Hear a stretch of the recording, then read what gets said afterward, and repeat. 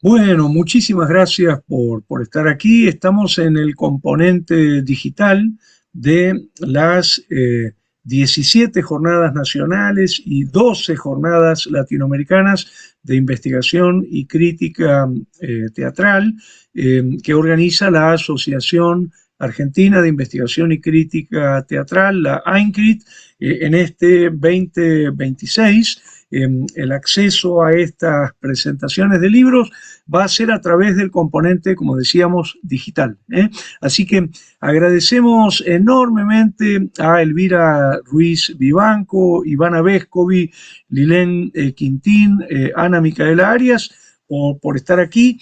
Y yo también voy a colaborar con parte de la presentación, pero si les parece, seguimos el orden que figura en el programa y entonces le damos la palabra al equipo del Instituto Universitario Patagónico de las Artes por una publicación muy valiosa sobre Luisa Calcumil, resultado de una investigación realizada como proyecto radicado en la Secretaría de Investigación, Creación Artística y Posgrado del IUPA.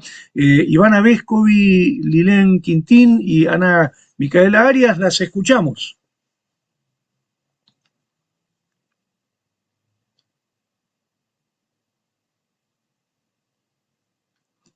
No sé quién quiere empezar.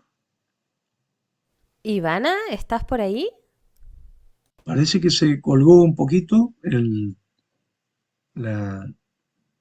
Bueno, puedo empezar hablando yo, Dale, entonces. dale, Micaela, dale. Bueno, acá está el libro, no sé si se ve bien. A ver. Sí, ¿no? Perfecto, Hermoso. perfecto. Los personajes femeninos en las obras de Luisa Luisa Calcumil. Calcumil. Sí, por actrices investigadoras de la Patagonia.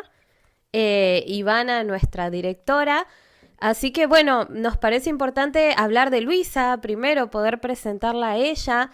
Luisa es una mujer, es perteneciente a la comunidad mapuche, que es un pueblo originario de nuestro país. Ella es actriz, es narradora, dramaturga, es directora de teatro, es cantora popular y también recibió muchos premios y reconocimientos, tanto nacionales como internacionales.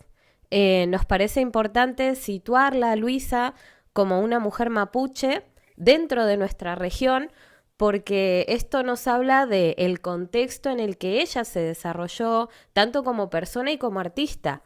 Ella sintió la necesidad de comenzar a escribir en un momento post dictadura, donde la voz del teatro en nuestro país la aportaban los directores, que en su mayoría eran hombres, de Buenos Aires, la capital de nuestro país, y las historias que se contaban no estaban contextualizadas en nuestro territorio, y también faltaban las voces tanto del pueblo mapuche como de las mujeres, ¿no? Entonces, en este contexto fue que Luisa empezó a hacer su arte, a hacer su teatro. Y acompañando este sentido, hablamos un poco en el libro de la obra Paso el Reparo, que cuenta la historia de Chelinda, de Eudamia y de Cuasiná. Son mujeres que se encuentran en el campo, en el ranchito de Chelinda, y acá es donde sus historias empiezan a converger, se empiezan a entrelazar y pasan cosas. Para la creación de los personajes, nos cuentan las actrices que se inspiraron en las charlas que tuvieron con Luisa a partir de sus experiencias, de todo su recorrido, de convivir con la gente del campo, de convivir con su comunidad.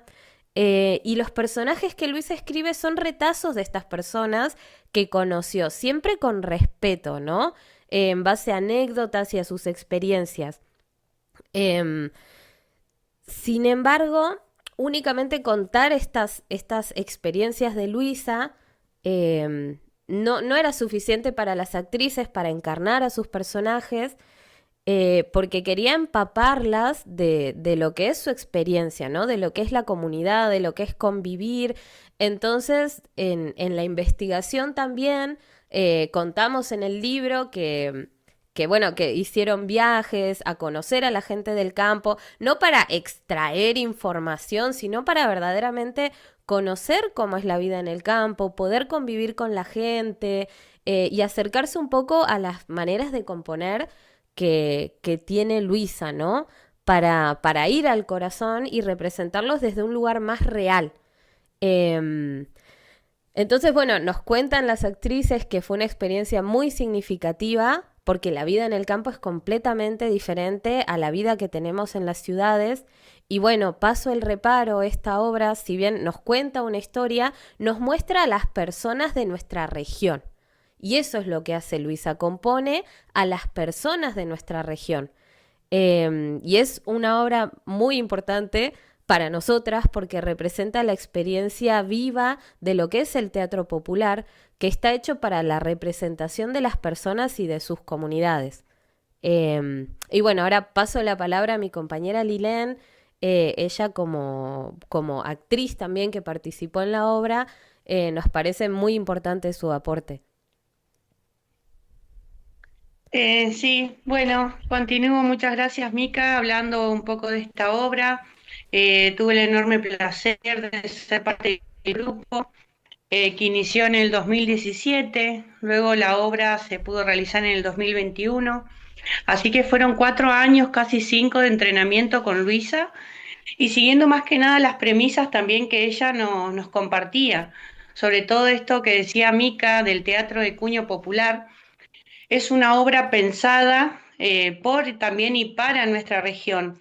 Rechazamos, digamos, el hacer el cómo sí y los estereotipos de personajes que se venían haciendo. Por eso es que esta investigación, más allá de ser representada, fuimos a distintos lugares, parajes, no solo a ver la convivencia entre el paisaje, las personas, los animales, sino también para detallar y poder ver eh, la escenografía, por ejemplo. La escenografía no es una escenografía realista, sino que eran cueros, maderas, no había plástico. También una obra pensada para ser trasladada, para poder ser en otros espacios. Y bueno, como decía Micaela, parte de nuestro entrenamiento surgió desde ahí, de ser eh, individualmente cada una poder poner el cuerpo y la voz a estos personajes, rechazando todo tipo de estereotipos. El concepto de cuerpo disponible, de higiene también. También estuvimos trabajando mucho con la estética, con la poética de cada una, llevando encuentro a encuentro poemas, lecturas para compartir, siempre centrándonos en mujeres de Latinoamérica. Eso fue algo muy importante y que no solo fue un entrenamiento físico riguroso, sino que también fue intelectual. Y destacar que Luisa siempre fue una persona muy generosa en esto. Nos acompañó para que sea una preparación integral de todo. Siempre nos decía, el personaje es la punta del iceberg, pero todo lo demás es lo que tenemos trabajado. Ujú. Así que fuimos construyendo capas por capas. Mi personaje, por ejemplo, era Cuasiná Ruiz, eh, una, una mujer del norte, de Salta, y bueno, también un detalle de color que también viajé hacia Salta, también hice investigaciones con mujeres de nuestra provincia, acá de Río Negro, que viajaron, que vinieron desde allá para esto, para preservar ese color y ese respeto por nuestras mujeres. Así que eso me pareció muy valioso. Fue una creación colectiva guiada por Luisa, no solo intelectual y física, sino que integró muchos aspectos. Pero bueno, más que nada esos son los temas más relevantes, los puntos más relevantes que puedo compartir por ahora.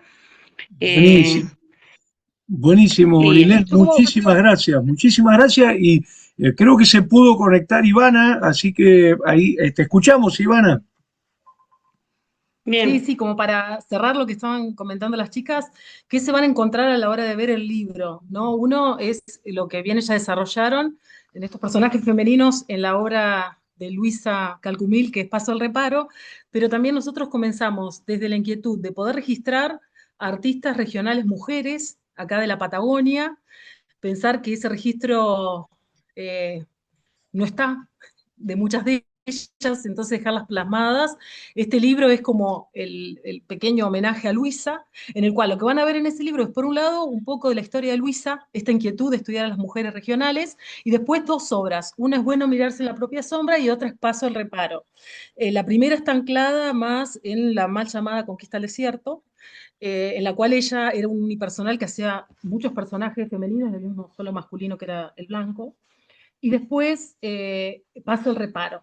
¿Cómo nosotros los tratamos? Además de hacer algunos análisis sobre estas obras, lo rico es que pudimos también compartirles algunas pequeñas recortes de las bitácoras, de tanto de Luisa como mismo Lilén, ella tenía parte y muy generosamente la compartió, entrevistas de primera mano de las actrices y de Luisa misma, también para que puedan conocer esto, y la reflexión final. Entonces, para ahí, a la hora de leer el libro, tener en cuenta eso, ver un pequeño recorrido de introducción sobre Luisa y después un análisis sobre estas dos obras, con eso de tener también de primera mano las entrevistas y algunas imágenes que eran propias de la obra y su momento en que pudimos verla y disfrutarlas por acá.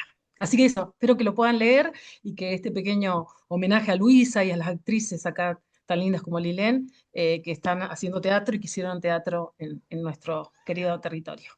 Gracias. Qué bueno, bueno, muchísimas gracias, Micaela, muchísimas gracias, Lilén, muchísimas gracias, Ivana. Ivana, yo entiendo que el libro se consigue solamente en papel, ¿no? O también se puede, por ejemplo, enviar, por si alguien lo quiere conseguir, a través de un PDF o de una edición en la web. En principio está en papel, pero son pocos ejemplares, pero en su momento también se hizo un formato PDF que estaría bueno que se vuelva a poder compartir en forma gratuita, como en Bien, primera instancia se hizo, porque es más fácil para llegar a todos y aparte teniendo en cuenta que también no son tantos los ejemplares que se pudieron hacer y que esto también permitiría que llegue a otra distancia, que la idea es que Luisa sea conocida en otros territorios, menos a la genial, distancia, entonces está bueno genial. pensarlo. Por el momento está en formato papel y hay que ver si se puede también empezar a compartirlo en formato PDF. Buenísimo, buenísimo. Bueno, lo tomamos como un desafío de la Secretaría de Investigación, así que ojalá lo podamos concretar muy, muy pronto, no solamente con este libro, sino con otros libros que que se publicaron como resultado de los proyectos de investigación del IUPA, Instituto Universitario Patagónico de las Artes, en General Roca, Fisque Menuco, provincia de Río Negro. Bueno, muchas gracias a las tres. Buenísimo que se entere todo el mundo de la asociación, en todo el país, de la existencia de este libro. Y le quiero dar ahora la palabra a Elvira Ruiz Vivanco nos vamos a México para presentar otras letras. Te escuchamos, Elvira.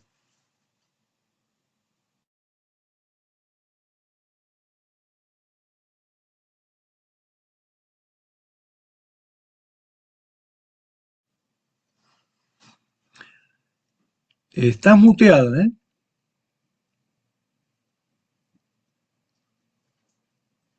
Hola, hola, ¿ya ven la pantalla? Ahí está, se ve la pantalla y te escuchamos. Bárbaro. Ok, esta revista académica multi, inter y transdisciplinar, otras letras sobre educación, arte, cultura, ciencia y subjetividad. Entonces, uy, no me está dejando avanzar esto. Va. Sí se vio el cambio, ¿verdad? Sí, ahí está, Donde sí, sí. florecen las ideas. Nacida de la pasión por la investigación y del compromiso con el cambio social, la revista Otras Letras une académicos y estudiantes profesionales en un espacio multi, inter y transdisciplinario donde las ideas se intercambian y florecen. Nuestro compromiso es cobijar y amplificar voces diversas, entrelazadas en una epistema alternativa que promueve la comprensión de la diversidad y el diálogo constructivo. Bueno, entre las características generales de esta publicación es anual, en formato impreso y digital. Tiene siempre un eje temático transversal que entrevera los contenidos presentados, obviamente en cada edición. Los contenidos son variados, pueden ir sobre arte, cultura, educación, ciencia, salud, filosofía y más. Aquí se convocan a investigadores y académicos destacados que comparten conocimientos puntuales según el eje transversal y siempre se invita a un artista, a un creador, para que entonces a partir de una entrevista y tomando imágenes, ya sea de su obra, en este caso hemos tenido obra pictórica, obra musical a través de las partituras u obra coreográfica a través de fotografías, entonces se le da entrada a la revista. Y bueno, es una revista que tiene más de 200 páginas. Está impresa en papel cuché mate, selección de color. Aquí tenemos un ejemplo de la obra de uno de nuestros máximos representantes, artista plástico, maestro José Lascarro Toquero, y aquí vemos cómo las obras van vistiendo parte de la revista. Y bueno, vamos aquí a quienes estamos detrás de otras letras, pues encabeza el consejo editorial, nos hizo el honor el doctor Jorge Dubati, le agradecemos mucho. No, un Están otros placer, un compañeros placer. investigadores provenientes de diversos ámbitos universitarios. Tenemos de la Sorbona de París, tenemos de la Universidad de Buenos Aires, tenemos de la Universidad de Tlaxcala, de la Universidad Autónoma de Puebla, del CITRU y el Instituto Nacional de Bellas Artes, de Físico-Matemáticas y de la Universidad de las Américas. Nuestro consejo editorial está integrado por académicos destacados, apasionados por la investigación y los avances en sus respectivas áreas de conocimiento. Ellos son, bueno, en realidad somos algunos los que lanzamos la convocatoria para llevar a cabo las jornadas de estudios críticos y después estas memorias componen la revista. Bueno, estamos Jorge Dubati, Carlos Gómez Camarena, Ernesto Cortés García, Guadalupe Ruiz Vivanco, Ricardo Agustín Serrano, Rodolfo Pineda Bernal y una servidora, Elvira Ruiz Vivanco.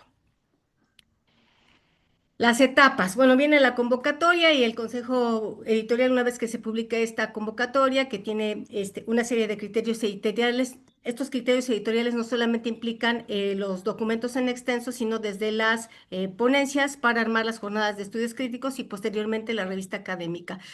Una vez que se han seleccionado los autores, entonces se les notifica para participar en las jornadas y posteriormente publicar.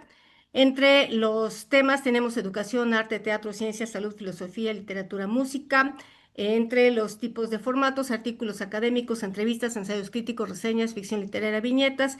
Y entre las artes tenemos pintura, grabado, fotografía, ilustración, escultura fotografiada, partituras musicales y enlaces a internet.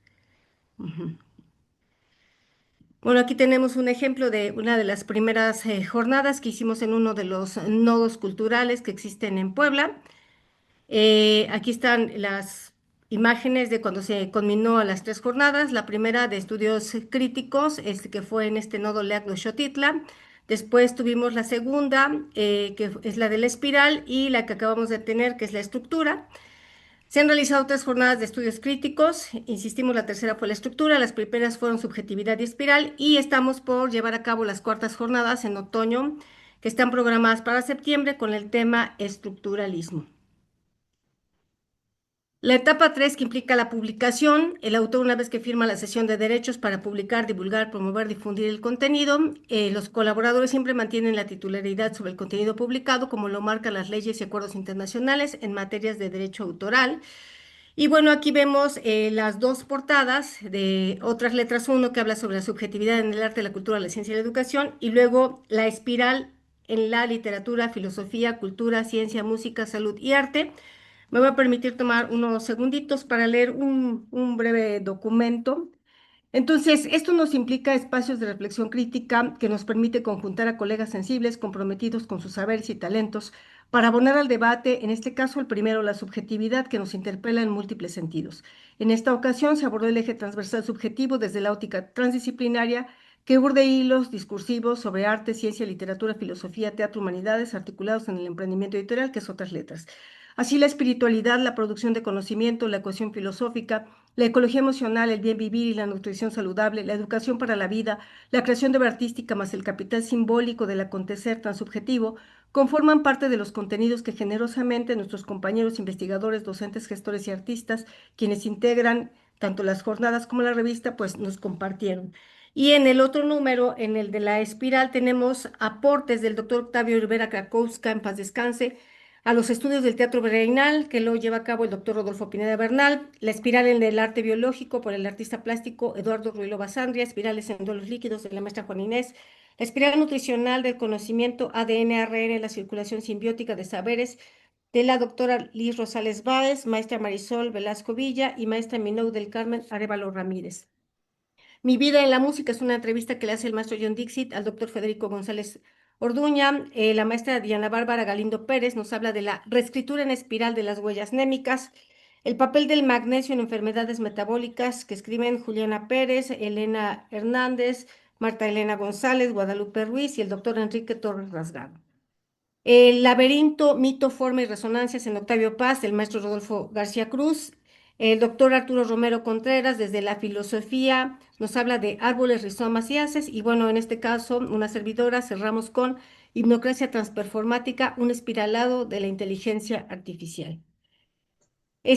Pues la espiral en la topología, en el bioarte, en la filosofía, en la matemática y en las múltiples expresiones simbólicas de la cultura, aunada a la rizomática interconectada de la naturaleza, es un diapasón de variables de entendimiento y análisis de esa figura enigmática que también la localizamos como proporción áurea de la espiral en la música, la literatura, los nutrientes, los laberintos, caracoles, mitos, huellas némicas y en el esplendor del paisaje arbóreo.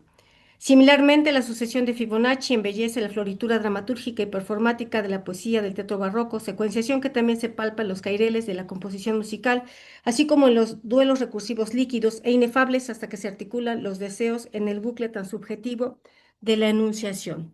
Avanzo. Y bueno, como parte de la difusión, de la divulgación, la revista ha estado en varias ferias internacionales del libro, entre las cuales, aparte de la FIL de la Guadalajara, la Feria Internacional del Libro del Instituto Politécnico Nacional, ahorita tenemos pues la gracia, la aventura de estar en esta Feria Internacional del Libro de Buenos Aires. Aquí vemos una foto cuando estuvimos en la Feria Nacional del Libro de la UAP, aquí en la Feria Internacional del Libro de Puebla, en la Feria de la Cultura Científica, para celebrar el Día Mundial del Teatro, la presentación editorial en el 21 Foro Internacional de Teatro Universitario. Y pues bueno, cerramos en la 39 Feria Nacional del Libro de la Benemérita Universidad Autónoma de Puebla y próximamente estaremos en la Feria Internacional del Libro de nuestra ciudad. Voy a dejar de compartir. Y perdón por los trastabillos. Muchas gracias. Buenísimo, buenísimo. Muchas gracias, Elvira Ruiz Vivanco. Gracias por traernos información sobre esta publicación y también preguntarte si, por ejemplo, gente que escuche esta grabación se va a poder presentar o se puede enviar propuesta de colaboración.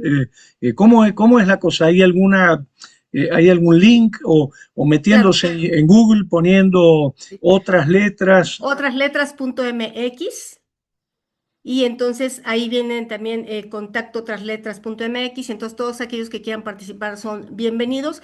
Nosotros como gente comprometida con el arte, la educación, la cultura y la investigación, sabemos que si no sumamos todos, si no hacemos sinergia todos, no habría manera de que llevemos a cabo estos proyectos editoriales. Entonces Qué es bueno. precisamente esta suma de esfuerzos como podemos llevar a cabo, sobre todo cuando los proyectos de al otro lado de ediciones son completamente independientes, ¿no? Que es así, con una mano adelante, una atrás, así producimos, pero gracias a que nos cobijan como en este encuentro, gracias que hay personas de altísimo nivel como el doctor Jorge Dubati, que cobija siempre a todos aquellos que andamos tocando puertas, es como vamos avanzando pasito tuntún.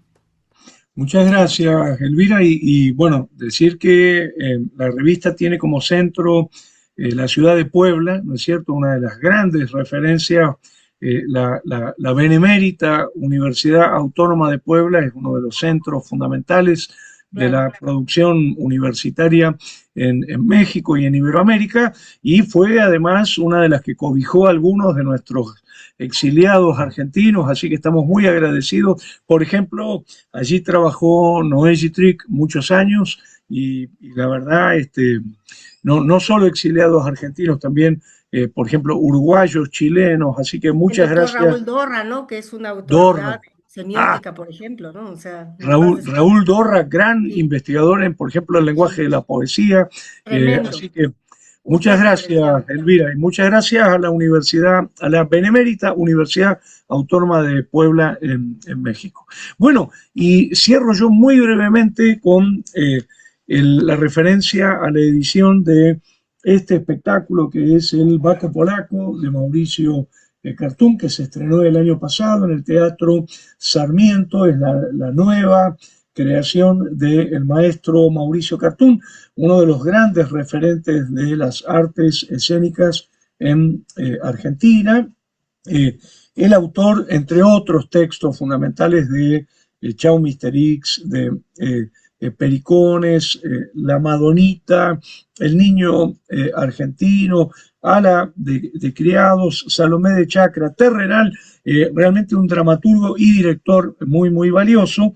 Y bueno, nos tocó llevar adelante la edición en una colección que se llama Biblioteca del Espectador, donde lo que hacemos es reproducir el texto de Mauricio Cartún, y por otro lado presentamos un estudio, un análisis de algunas de las claves de la poética de Baco Polaco, ubicadas en la producción general de Mauricio Cartún, y por otra parte reproducimos una extensa entrevista que le hicimos a Cartún y que él corrigió muy, muy minuciosamente, o sea, agregando y quitando cosas de esa entrevista, así que es un material realmente muy interesante para complementar con la lectura de Baco Polaco y con, por supuesto, la expectación.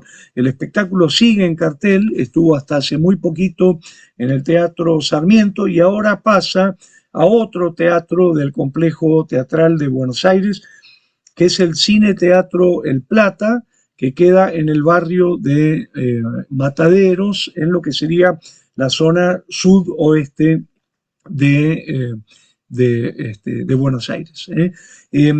Nada más me gustaría decir que Cartún trabaja siempre sus textos inicialmente en escritorio, digamos al margen de la escena, pero luego somete esos textos a reescritura en el proceso de su propia dirección.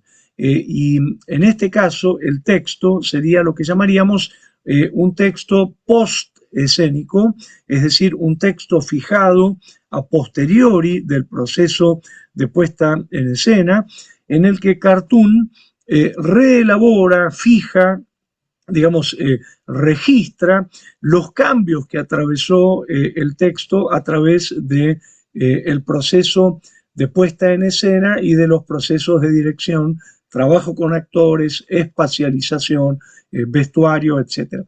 Quiero decir que en ese sentido la fotografía que está en la tapa guarda una estrecha relación con ese texto, porque sería la correlación, digamos, en imagen de la puesta en escena, al mismo tiempo que otra fotografía que está incluida internamente en el volumen, que también reenvía a un momento del espectáculo.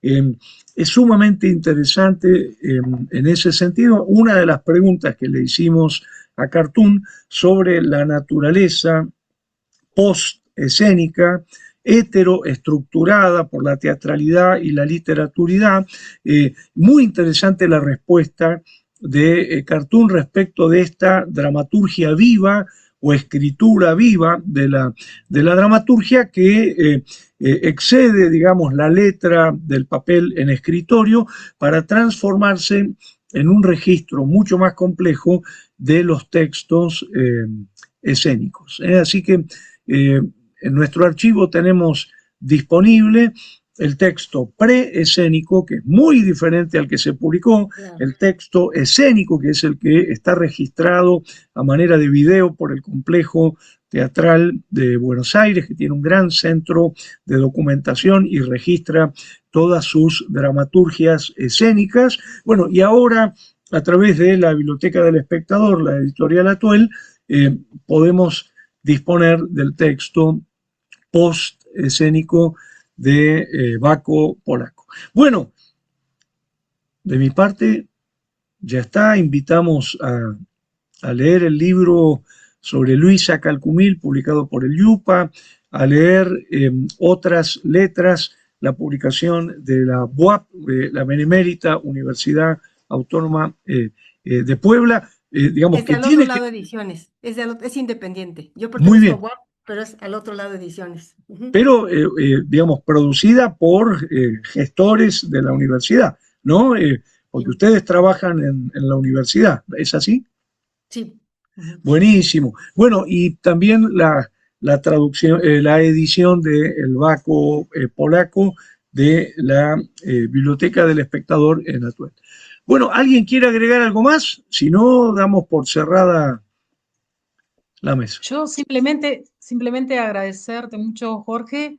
En su momento, cuando empezamos con la investigación, él fue nuestra inspiración allá por el 2020 y como bien decía también Elvira, siempre está como fomentando que podamos investigar a nuestros propios acontecimientos teatrales. Así que muchas gracias por poder compartir este momento con vos, por todo lo que nos has acompañado y gracias también a nuestra Universidad del IUPA y a todo el equipo por esta experiencia. Así que gracias. Gracias a ustedes, Ivana y equipo. Bueno, y nos seguimos encontrando en estas jornadas número 17 nacionales y 12 latinoamericanas de la Asociación de Investigación y Crítica Teatral, que sin duda es un organismo muy importante para dar cuenta de todo lo que está pasando en crítica e investigación teatral en el país. Bueno, muchísimas gracias. Nos vemos. Hasta luego. Gracias. Chao, Chao. gracias. Bye. Hasta luego.